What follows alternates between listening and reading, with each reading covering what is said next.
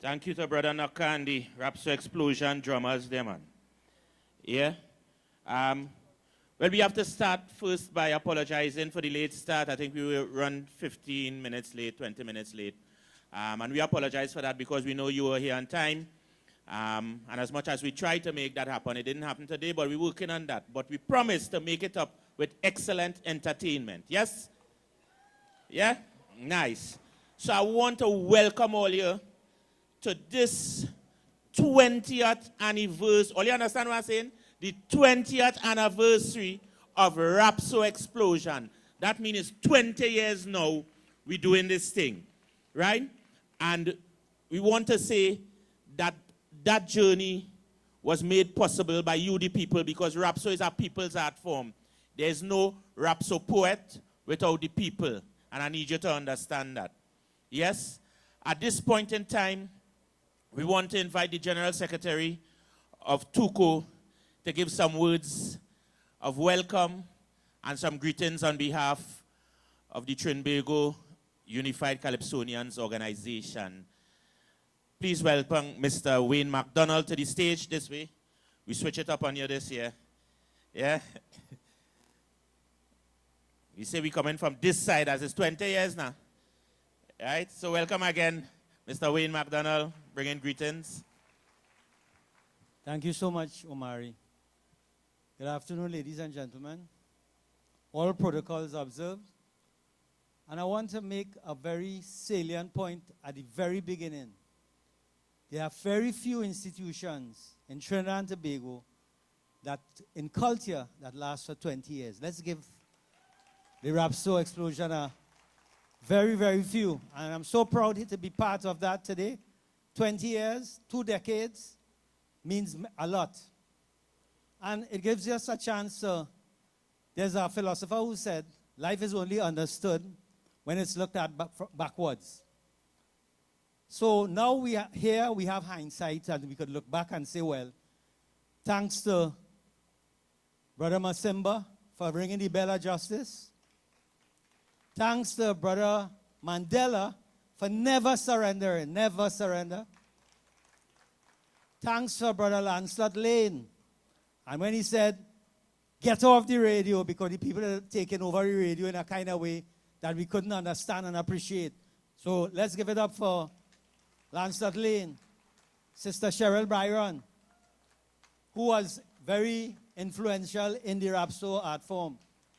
And we could go back and we could go back and we could go back. I want to go back to 1881 with the Canboule riots. And I want to show that this is a trend that has been happening from since then, when as a people we try to assert ourselves. It never came easy. And Black Stallion said it. Black man don't get nothing easy. So in 1881 we had to fight for we carnival. In 1884 also. In 1902. In 1937. In 1970. We always have to fight for what we have to get.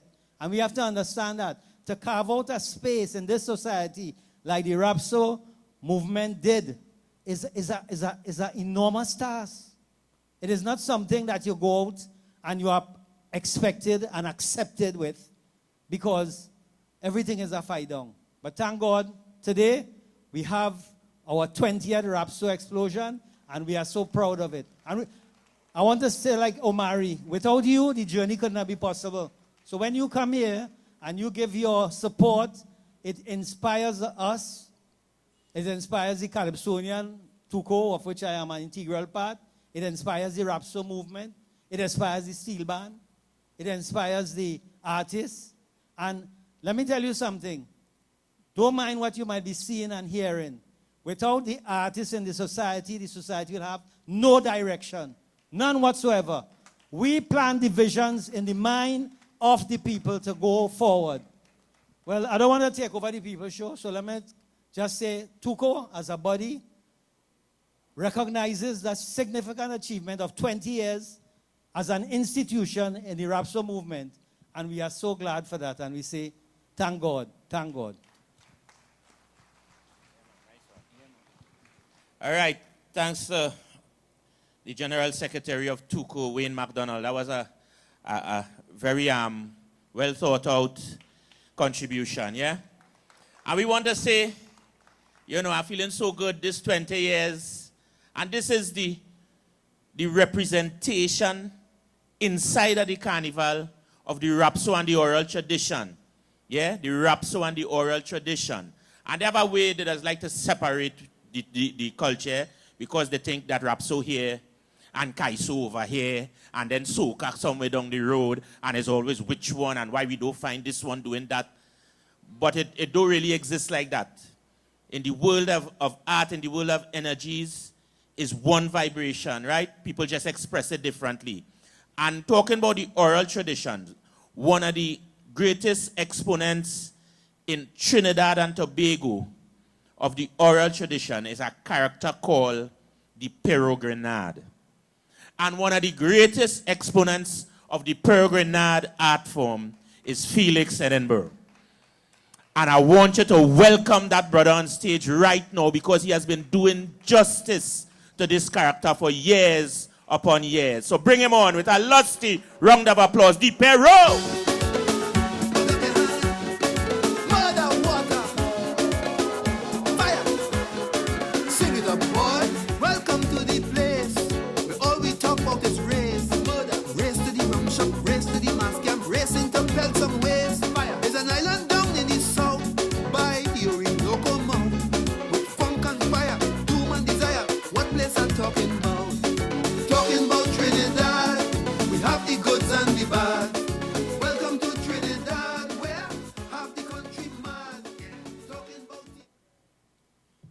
Good evening, every lady and every gentleman, and every other combination I see in this congregation. As you know, I am the Peregrinaad by name, and spelling is my favorite game. But I do not spell words letter for letter. Oh no, my method is 1,000 times better. You see, every word for me is a story. And sometimes I even use a little poetry. And according to the situation from time to time, I will shorten it into peasant rhyme. This is what I show you know. The chicken in the car and the car go. That's the way you spell chica. Or I might say, a jar in your hand and you play in a pan. That's the way you spell Japan.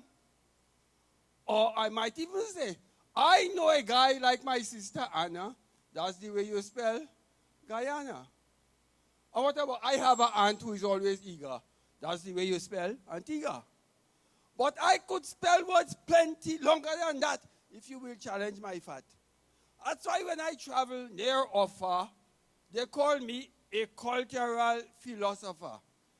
You think you could spell the word philosopher? But if you take the chance, you have to spell it in local parlance. So I will spell philosopher for you, as only the Peregrinaad can do. And remember, Peregrinaad is spelled in story. So listen carefully to my story, philosopher. Suppose you is a racehorse fan and just follow every horse race in the land. But you're tired of losing your money badly. So you decide to invest it very wisely. And to make sure you want to cash at the casher's till, you decide to name your racehorse Phil because you buy a racehorse because you want to be the boss. Now Phil start to enter race, but all them racehorse races pace. All them other horses running so fast that your horse Phil only coming out last. Well, you're not dismayed, so you try again. But time after time, it is all in vain. Try as you want to make it run fast. Phil still coming out last. So you're feeling down and well depressed, and your body and soul in extreme distress. So to cool the brain and to clearly think, you decide to go by the bar for a drink. But on your way there, you bounce up your partner, Bill, and he decide to ask you about your racehorse, Phil. Now you know all the bet you bet the race yet. So when you come and say, boy, how your horse doing, partner? You have to tell him, well, Phil lost so far.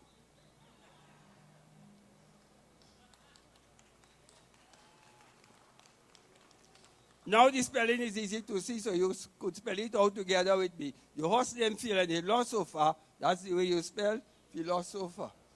Now, they have people always challenging me. Like I had this friend, he come to me and he say, Piero, I am giving you an invitation because in my business, they're having a big celebration. He tell me they're celebrating a silver jubilee and he challenged me to come and spell jubilee for he because he want to impress all of his employees. So I said, I will spell jubilee for you as only a Piero Granat can do. Jubilee, yeah. This is a story of something that happened in Jerusalem where I went with a lot of pilgrims. Now, I is a man like Jewish food because I find they could cook very good. So I went in this Jewish restaurant and I invite my partner. I had a Chinese pilgrim, his name is Francis Lee, because he tell me as a chef, he wouldn't mind joining me. Well, we went to the restaurant. It was a real treat, and we eat all that we could eat. Now, the Jewish waiter asked us if we paying separately or if he should bring a bill individually. So I said, no. I treated Mr. Lee, I paying for Lee, and don't bring no bill.